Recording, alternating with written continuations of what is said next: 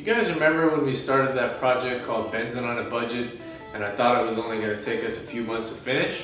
Yeah, well, we bought this chassis on August 1st of 2023.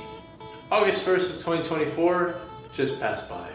So, here we are, part 9. Let's do this.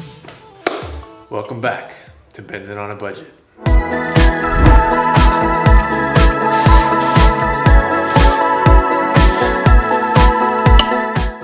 And just like that, here we are again.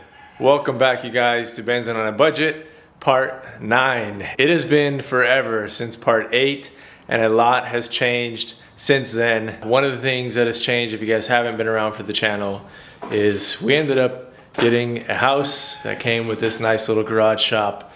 So, never in a million years did I expect when we started this whole project, all the things that have transpired since the beginning, and this one definitely is the biggest one out of all of them. But we have a lot to cover in today's video. I'm gonna start off with something that I've been wanting to do for a long time, is getting the Garagistic shifter situated in the car, because I feel like it's a good motivating point for me, and it's something I've wanted to take care of for a while. So we're gonna start with that. We're gonna get to the motor, and you'll see like a leak down test and all type of stuff that we've done to the motor since you guys have last been around. And we'll try to cover all the parts that have arrived from Garagistic and start just piecing together things as we go throughout this video. So stay tuned, there's gonna be a lot jam-packed, but like I said, let's start with that shifter. All right, you guys, well, if you've forgotten, I showed this in a video a while ago, but this is our Garagistic chassis mounted shifter that we're gonna be running. I needed to get a special rib nut tool, or whatever I'm gonna call it, to install this because of the room. I think we got what we need now, so yeah, let's go ahead and throw this thing in, figure out what we need to do to get it done. And here is the 190. It's been a while since you guys have seen it. It's been clean, dirty, and now it's clean again. I've been working on wiring, which we're gonna get into later in this video as well, and kind of getting ready to delete all the things that we are. But for now, let's head inside and start taking a look at what we got going on here. And it is hot right now, but that's okay. You can see some spiders have made their home in here. It's been empty, but I got the automatic shifter undone. It's quite a bit of cables, etc. that need to get it out of there to make room, but we got plenty of space now. What I'm going to start with basically is mocking up where I want my holes to be kind of situated, and to do that I'm going to need to cut this out a little bit more. It's hard for you guys to see because of shadows right now, but you can see the hole opening for the shifter is offset. So I'm basically just going to square up that hole and even out our space there, so that our shifter, which is set in the middle, can have plenty of room to go back and forth. All right, you guys, here I am traveling back in time to you guys. It's actually the next day, I think, since we started this, but I didn't have proper saw to cut out our hole until now. It's a little janky right now, I haven't cleaned it up yet, but Mike just picked up this 3-inch little cutoff disc, and you can see here, accidentally last night when I brought it home, set this thing down on I don't know what, but when I came out this morning the flap disc was broken in half. But I decided to risk it for the biscuit, because I went to check Ace and they didn't have the 3-inch wheels in stock, so I figured, all right, let's just try it. So that's what I did. Got a leftover piece of metal, so that's what we cut out. I'll go ahead and file all this down so we can make it pretty, give it a little paint, and then now we can figure out where we're going to drill and rib nut our shifter in place. So, whew, again, this is really just like to start out to get me motivated on things, because once I see that shifter in place, it's happened on every manual swap I've done. When you see that shifter in place and you get those clutch pedals installed, it's when you really start cooking and you're like, all right, this is real. So later on in the video, you guys will see the work on the engine that's coming up. But let's go ahead and finish the shifter first. Got what we need, just got to mark our holes, drill, tap the rib nuts, and move on. Alright, you guys, have been working on a few things, but shifter is sitting where I think it's going to be happiest. However, the 190 tunnel has kind of a weird kind of hump in the front of it right here, so I can't sit this as forward as I would like to. That means we're gonna go a little further back, and when doing so, see if you guys can see this. Get out of my way, wiring. So having it kind of sit where it wants to, we're gonna need to cut further back on the shifter hole, I believe. So I'm gonna play around with things, but I think might be necessary. All right, so this is sitting reverse, and I think this is actually gonna work a little bit better just off of shifter position. I could have done it the other way, but it was setting it a little further back than I'd like. So this really squares it up, but I'll still need to trim the front now. You can kind of see the black portion in there. So I think that's what we'll have to do. Tricky part is I just don't want to go too far forward, so let me try to mark this. I can try to get an idea where I'm going to cut. All right, guys, never mind. No more cutting required. I think if we set this basically far back like that, we still got plenty of room front and back. I don't think the rows are going to be very long on this at all. So that should do right there. And that way we don't got to cut any further into this hole. I always like to do as little as I can, but this means I'm going to have to take care of what I was avoiding, taking out the center console, so I can drill the holes in the back and do our nutsert. So excuse me while I go YouTube how to take out this center console, because I've heard it's kind of a pain on the 201, but I'll be back.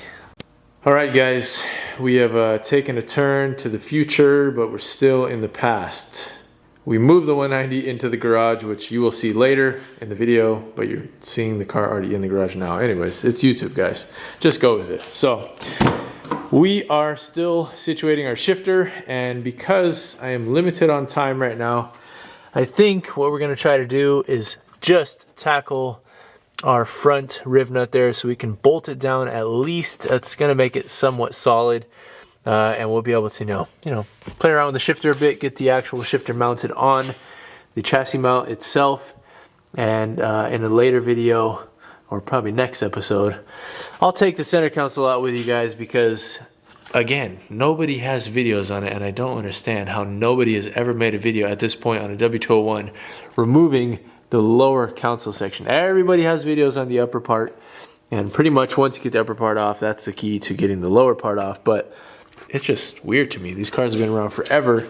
There's not even like many forum posts about it or anything. So I'm gonna help you guys out and do something like that. I might even make a little short on it in between because it's useful information for people out there. But yeah, let's go ahead, mark our hole, drill our hole, tap it with our riv nut, and get it bolted down. All right, guys, I was just sitting over in the side, daydreaming, pretending to actually row gears, but it looks like this is actually a really good position. Not looks like, but it feels like too. I just sat over there, like I said. It's nice in line, pretty much with the steering wheel and ergonomics. Just, it feels totally good where it's at. So I am happy marking my hole now. I'm also rich because major coinage found in the coin tray right there. I'm gonna remove all this stuff. Probably not in this video, but eventually, so that I can get this lower trim. And also, if you guys listen closely, you might be able to hear the squeaking of the e-brake. The e-brake is in fact working.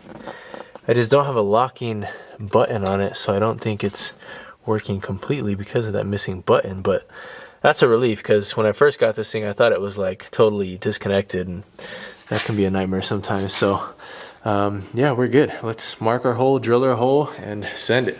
All right, you guys, well, with shifters, there's always something, and in this case, if something was me, I accidentally did an M8 riv nut instead of an M6, and these bolt holes are M6 size. So just got done filing this down a little bit. Sorry, the camera's not focusing, but yeah, M6 holes, but I did an M8. So M8 is set in there. Let me go ahead and throw this in and get our bolt in, see how it's sitting.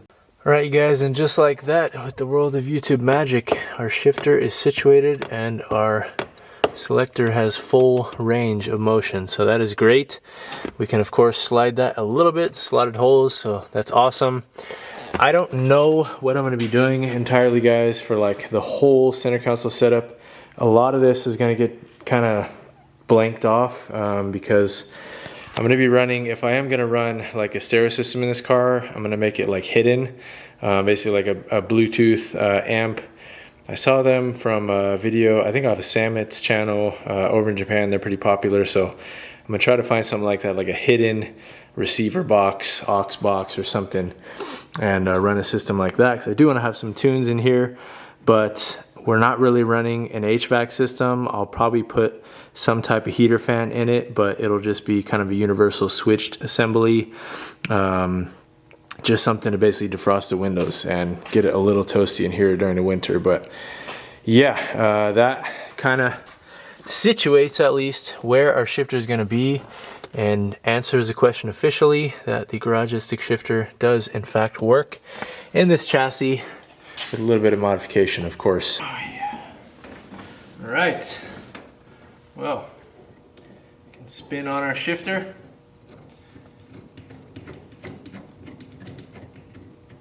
Just a little bit and pretend like we're rowing gears for the first time. Yeah. Yeah. Yeah. Yeah. I don't think the seat is bolted down. We're definitely going to change our seating position. The steering wheel is also freaking huge, so it's like literally touching my knees right now. We'll get a quick release set up on here most likely and change out this wheel. Our seating position is going to be different, but I like the way this feels. Position of everything, it's good. So once we get this bolted down for real, I think this is going to be a really good setup, and I'm stoked for it. So someday soon, someday soon. Not turbo yet, maybe someday. What would it sound like?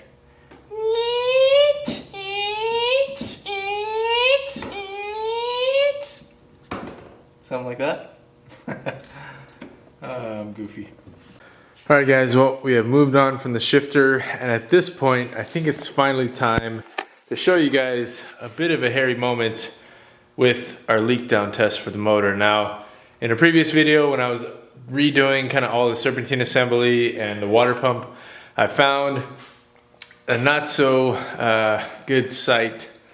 I found a not so good looking type of fluid behind the water pump. It looked like it could have been possibly oil water mixture. So I thought it would be safe to do a leak down test, and I'll just let this part of the video speak for itself.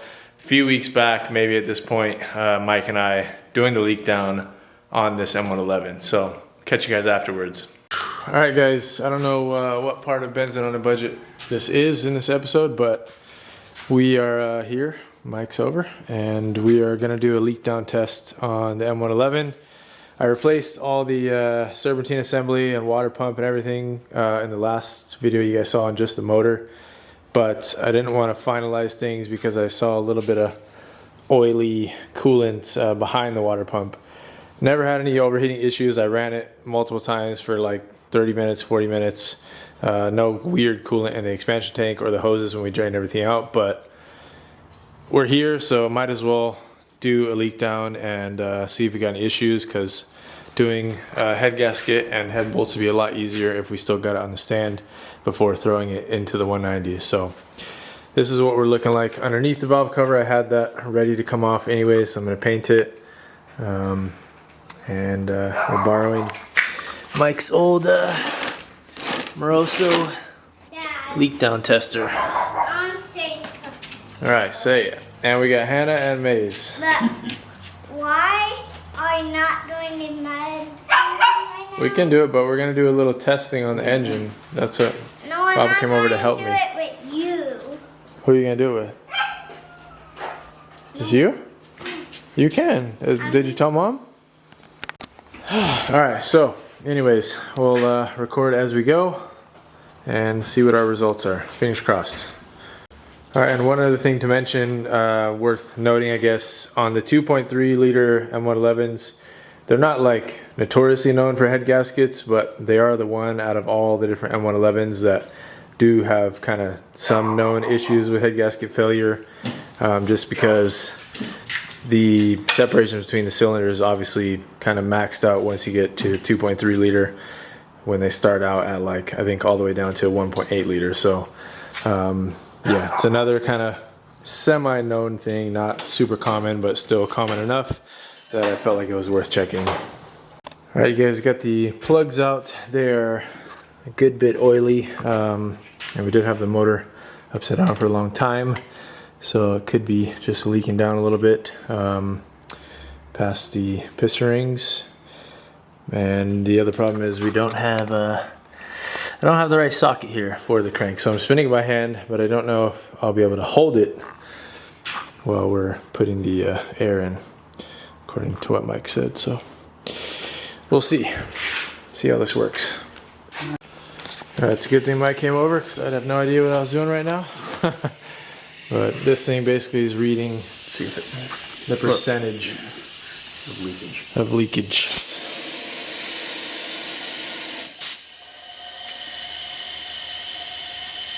It turned like a hair.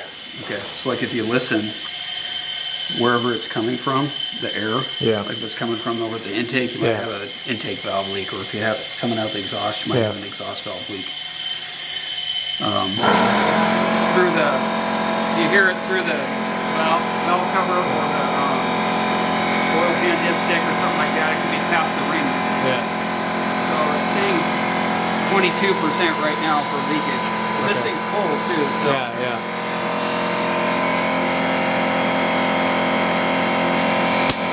If they're all the same. So whatever, we're trying to get common across each one. Okay, the air compressor is tiny, so it's gonna keep going on, but 22% around there leak down, so we're gonna see how much we get on all of them, and that'll tell us more of an accurate story, because you're supposed to do this on a warm engine.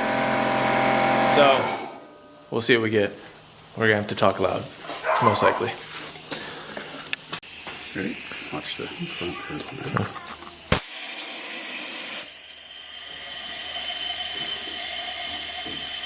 Section 22? Okay. Good. Of course you're welcome to help. What jobs can you do? I can do that. Alright. Okay, same percentage. That's cylinder 2. So firing order is 1432, or what was it? 1342? I just looked at a diagram. Anyways, but that was cylinder 2. So same thing, 22% cold. Alright guys, we're at top dead center right now. See the OT right there, 0T. And we're on cylinder 1.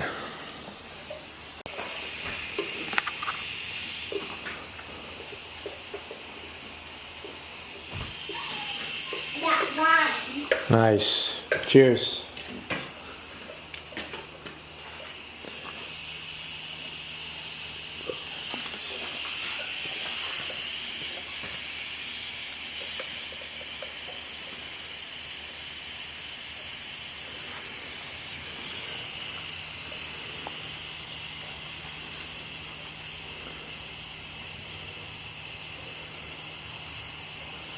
Okay, well, can you watch that and see if it moves? Ready? What?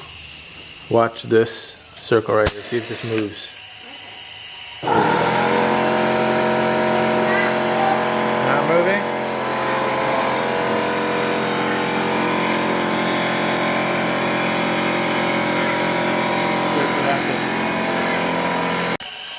Alright guys, we're looking like not good news right now. Cylinder 1, like 75%. And if you listen to one of the pipes, which is connected to cylinder 1, you can hear it and feel it coming through right here. I don't hear anything over here, but you can't really tell if everything's off, if it's going past the rings at all. With everything off, what do you mean? With the Like the air could valve be cover coming off? out. If it was going past the rings, it would go past the piston, into the crankcase, and then out. The easiest place, which would be through here. But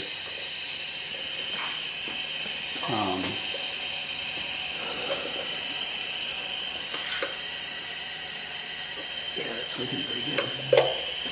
Move it around a little bit and see if it changes.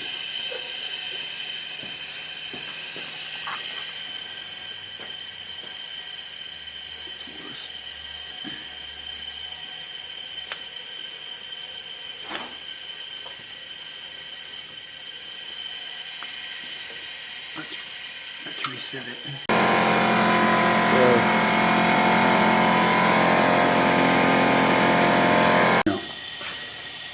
All right, cylinder 3. That's got Is no that like almost almost 5%? Yeah, less than 7-8% right there. All right, guys. Well, we were in the middle of this and the not so good news, and I was looking around for something over here and realized I have a spout. And then I went to turn it, and water was leaking. So we're on an entire different project right now, trying to block it off. But this thing, sadly, I mean, good we found it now, which is why we did it, but sadly it's looking like the head is gonna have to come off, and either it's just a valve needs to be lapped, or you know, could be damage or something. But I'm gonna try to find my borescope so we can take a look inside of the exhaust port and see if we just, I don't know, maybe we get lucky and there's like a piece of rock jammed in it or something, but probably wouldn't be good anyways. But I'll check back in a little while.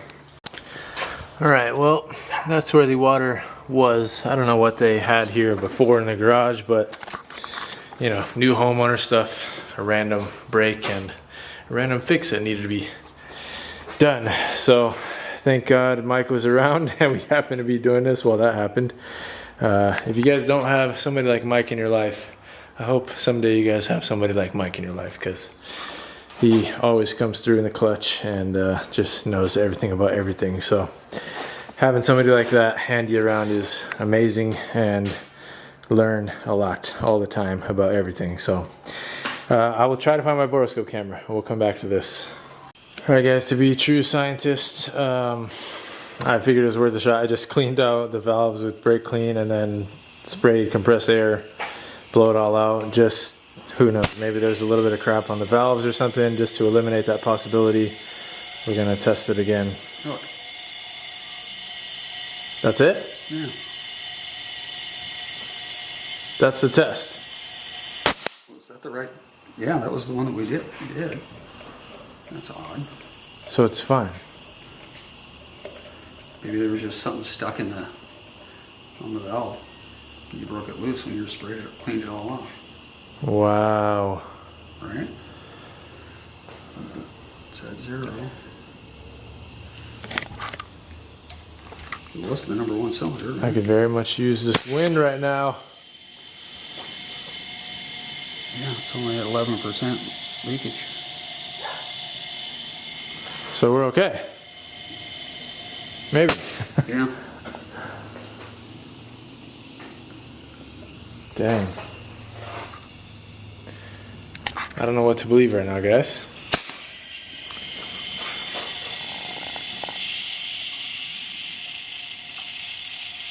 Can you feel anything? Let's see if I can hear it, but can't hear it with all that. No, I don't hear anything. Nothing? Yeah. 10%, 9–10% is pretty low too. So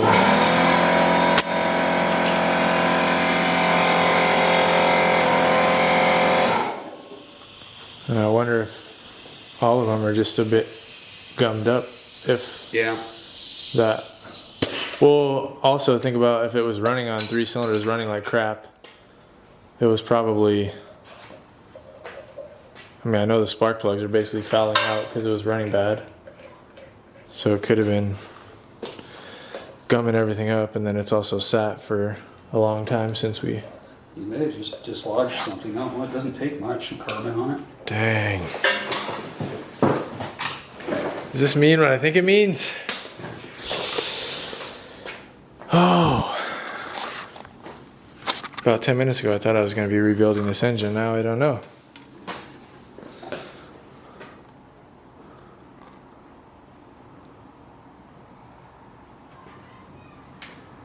I feel like maybe I should just spend time cleaning all of them like I just did and repeat the process. How much cleaner does that piston top look? Oh, you can't see it right now. No. But those I could definitely tell, like when I was spraying them off and trying to lighten there, I could definitely tell they were getting cleaned up, yeah. Maybe we're back on schedule, kind of.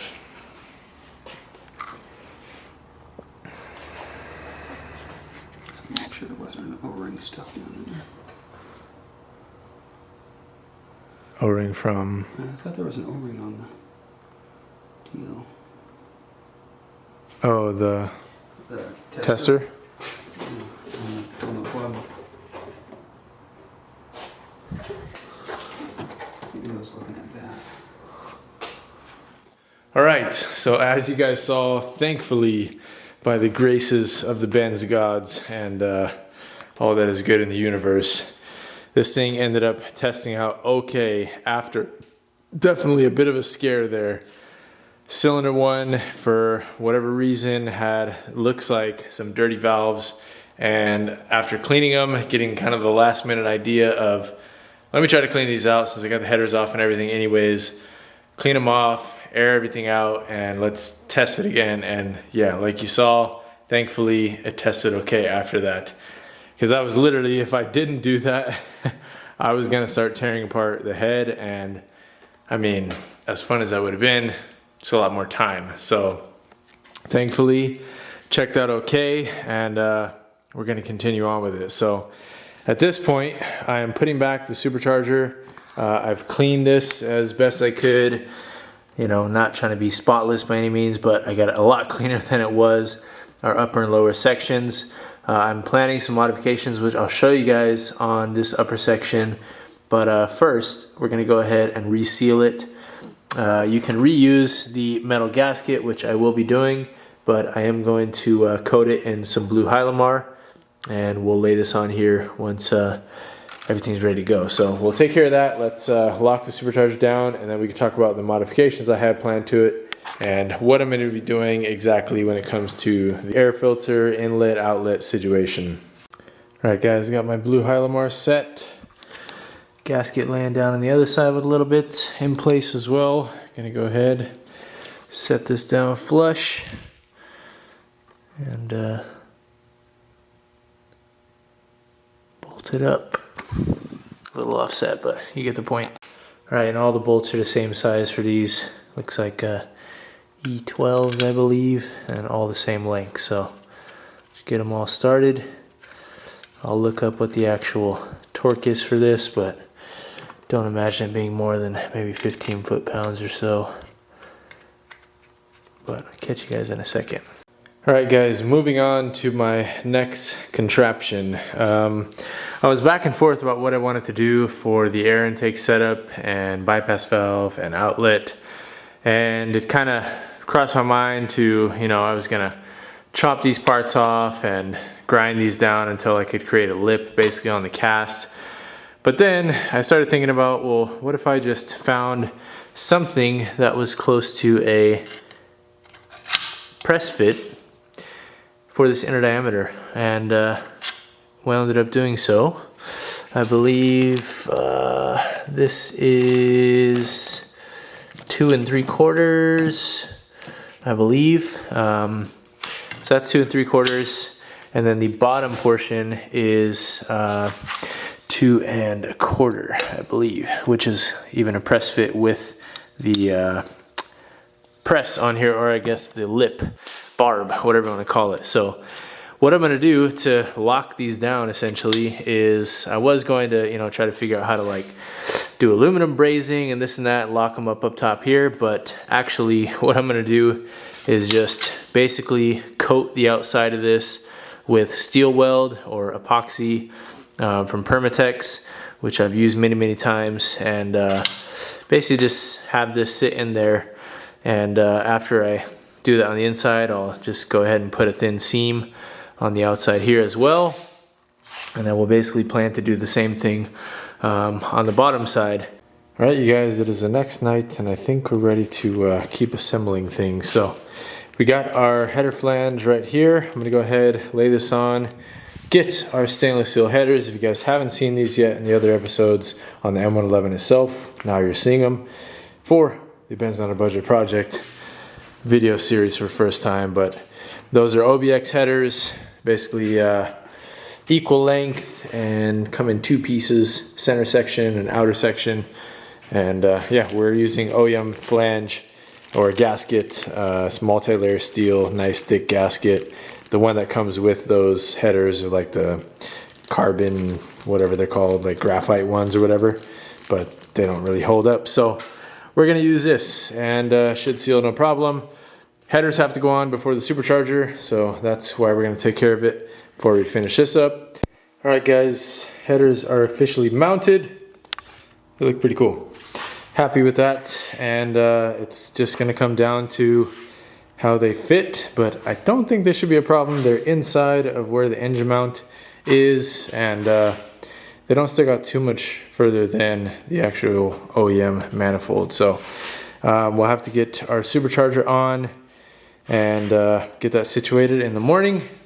And in the morning we'll also play a little time travel game, because what you saw at the beginning of this video will probably be happening tomorrow morning. So I'll catch you then, before and later. Now, peace. All right guys, it's officially time for the first move into the garage. My brother Darren's here.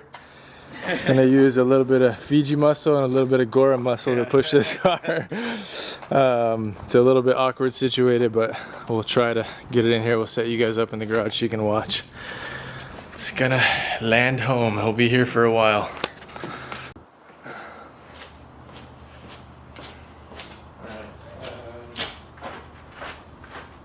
Cut the wheel a little bit more.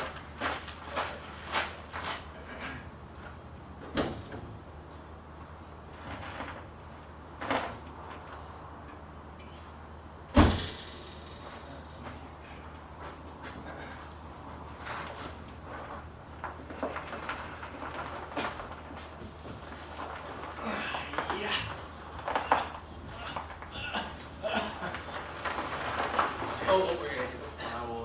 You can turn the wheel. Yeah.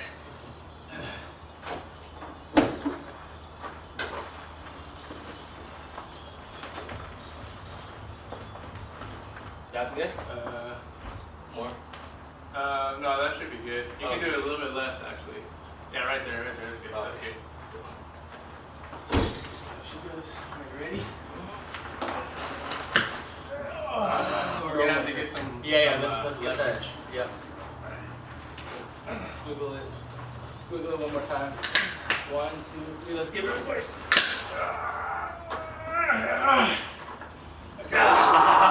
We're rushing! We got these. Alright. Let's keep shaking it. Let's go like 3 times. Okay, ready to go. 2, 3. Got him, coach. Straighten it up.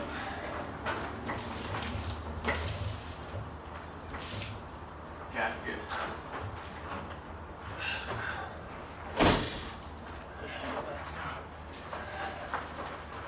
Let it go back a little bit. Yeah. Wants to stay.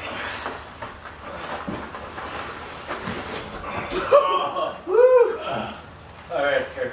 Ready? Let's do it a little more time. 1, 2, 3.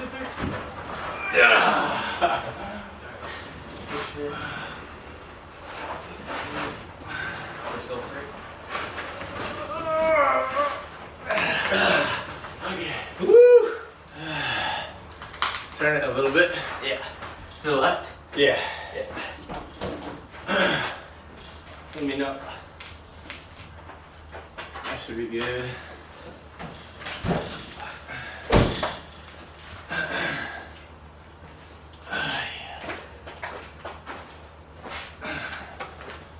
Okay. I got the wheel chock right there, the rubber one. Somewhere. Oh yeah, the black one? Yeah. Is there 2 of them? Or? Just one. Oh, yeah. Just one. Remember that.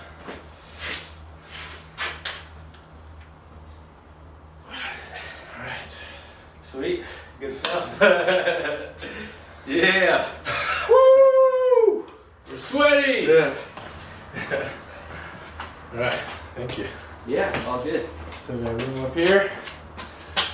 A lot of room for activity still. I don't know why I still have my safety glasses on, but we do. All right, round of applause for Darren. We did it! In the comments. And let's continue on with Benz'n on a Budget, episode 9. Sheesh. All right, you guys, there is the official look. It's in the garage.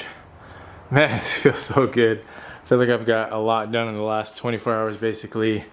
This thing is pretty much put together. I just need to pick a color for the valve cover, paint it, new gasket, seal that up, etc. Get all of our ignition coil spark plugs back in. And besides that, I'm gonna do the oil on the supercharger. Probably could have done it when it was off, but it's okay, I'll do it while it's on here. I can take it off if it's easier, so it's not that big a deal. It's 4 bolts to get off, but sheesh. This is a lot, but it's gotten fun again. For a while, it wasn't fun just because, I don't know, so much going on, the move, everything, but this feels fun. And just the progress that I've made, like I said, over the last day or so is exciting stuff. So shifter, I still need to get the center console out, which I'm gonna do. Probably be tonight's project that you guys will see. So this is where we're at right now, though. I will catch up to you guys here in a bit and keep the progress rolling for part 9. All right, you guys, I've been organizing the shop. Maze is here to help me. We were talking about this ruler that we found at the old house, and what's it say on it? Because I can read. Yeah, you can. You just read it earlier. What does it say? What does it say? M-A-Y-E-S. What does that spell? Maze. And we found that at the old house, if you guys remember. That's crazy. Very serendipitous. And right now, we've been just hanging stuff up that I've been meaning to. Got our old whiteboard. Need to erase all of that and refresh it. And for those that don't know, most of the music you hear in this channel is made by me. It's just a hobby of mine. I love music production, sound engineering, etc. That's an old album that I made in my college days. I went by the name Kai Diego, and the album's called Non-Locality. And The video that you made when I was eating a Paw Patrol, yep. that video was really funny. Yeah. You remember that.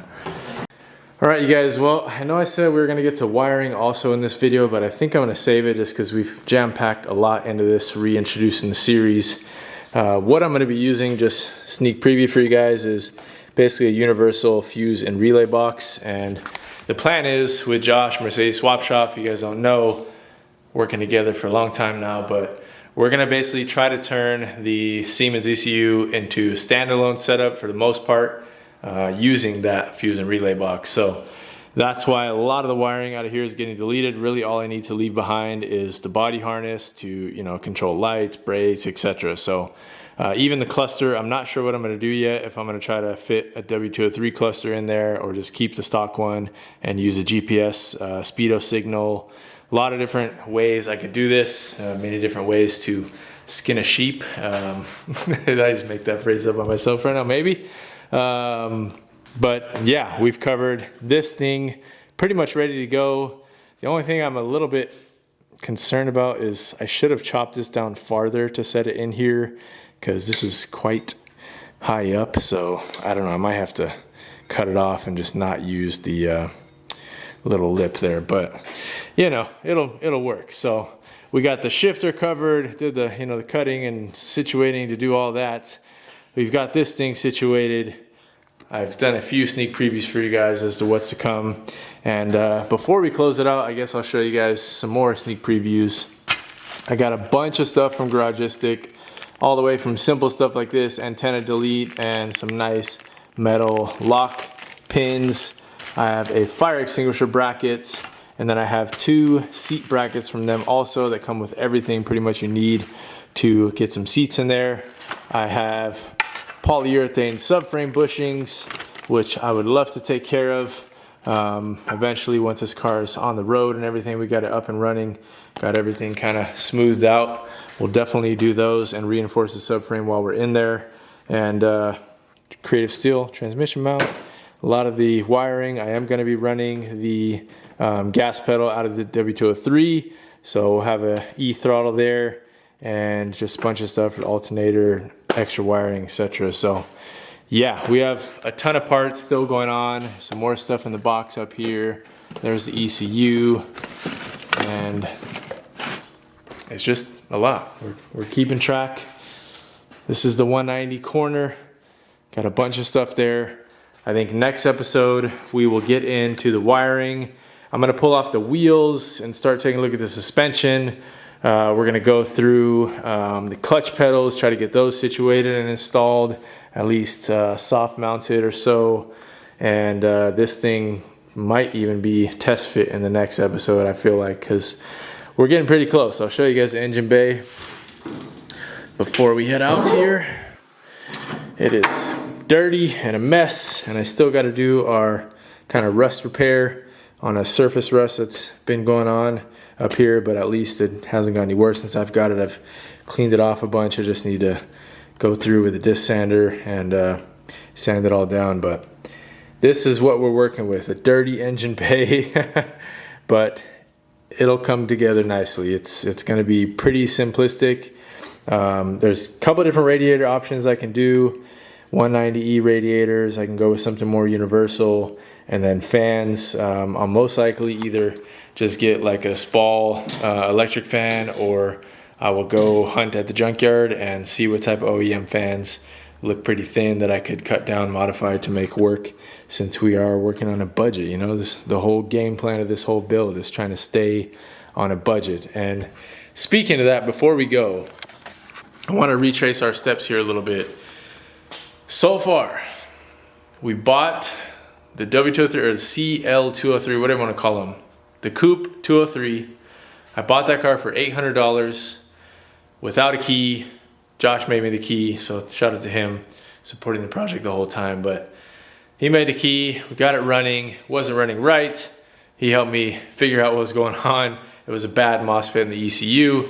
We basically swapped ECU like bodies. He just mashed two good ones together, one good one, not good one. So anyways, all of that would have definitely cost me some money if we weren't working together on the project. But considering using the resources I have, we're only $800 into that car. We pulled the drivetrain out. So we got the motor, we got the transmission, bunch of ECU stuff, wiring, etc. So we got our money's worth right there for me. And then I was able to recoup about $275 selling parts off of the Coupe before I let Patrick, who actually sold me this car, if you guys remember, take the Coupe, and he's now using it for a few parts, and then he's gonna end up junking it for me. So shout out to him, because he helped me out a lot with that and with giving me a good deal on this thing, which we bought for I think around $400 from Patrick, and then I gave him an extra $200 so he could tow it to the house. So about $600 for the rolling chassis. And overall, it's in very good shape. I mean, the chassis itself, the paint, you know, was redone here and there, and it's, you know, it's not a perfect specimen, but a very clean car for a $600 rolling shell. And that puts us at that $1,400 mark. So let's say $1,400. We're all in for both of them. We recouped a little bit of money, so I'm saying with everything we've spent, we're probably back up to that $1,400. And then of course, Garagistic has come in clutch, got the shirt on. They've come in clutch with the project. They supported so much with so many parts for this thing, and more parts on the way actually. So it's been huge having them aboard. Kangaroo's team, which they have long been a supporter of the channel, sent me a clutch kit, which we will be putting on once we get this thing on the actual hoist and ready to install officially. So that'll be an exciting day. And just, yeah, it's been a village effort for sure. But even all that said, we are definitely still on a budget, because had I even paid for all of this stuff, we'd still be well under probably the 4,000 mark. And thanks to the fact that I have the support and haven't had to pay for that stuff, we're still under, you know, the $1,500 mark, which is insane. So by the time we finish this thing, my real goal is if we can stay under 4,000 of my own dollars, that would be an epic win. And that would still mean a very cool car for you guys out there in the world, you know, to build for, let's say, between $4,000 and $7,000, to have something really unique that you've put together, that you know in and out because you've, you know, pieced together everything yourself. So by the time this thing is done, it's gonna have suspension, the engine bay is gonna be all taken care of, drivetrain, everything. So we're doing pretty good money-wise. We're officially Benz'n on a budget, and I love it because that's how I've made this whole channel work. I'm a teacher by day. I don't make, you know, hundreds and hundreds of thousands of dollars every year. Not yet, hopefully soon. Maybe it's already happening and I don't know, but I'm not a billionaire is what I'm saying. And to make this whole channel work, that's been the whole philosophy before this project ever came to be, was trying to do things as efficiently as possible. And the DIY spirit arrived because I wanted to tackle things myself and be able to save money and collect knowledge as much as possible. And that sentiment is literally the bleeding, beating heart of this channel. So I think that resonates with a lot of you guys because it's what allows us as regular everyday people to buy these cars that were once very, very expensive and are rumored to be very, very expensive to take care of by those that take them to the dealerships and shops and all that stuff and don't know how to work on them themselves. So that's it. That's where I'm leaving this. I just yapped your ear off. Hope you guys enjoyed the episode. It is so exciting to get back to this thing, and I'm so pumped to have this back in the garage and the engine sitting that close to being able to be test fitted in there, and that much closer to our first drive and startup and all of the good things that are gonna come. So stay tuned. I will see you guys in the next one. Peace.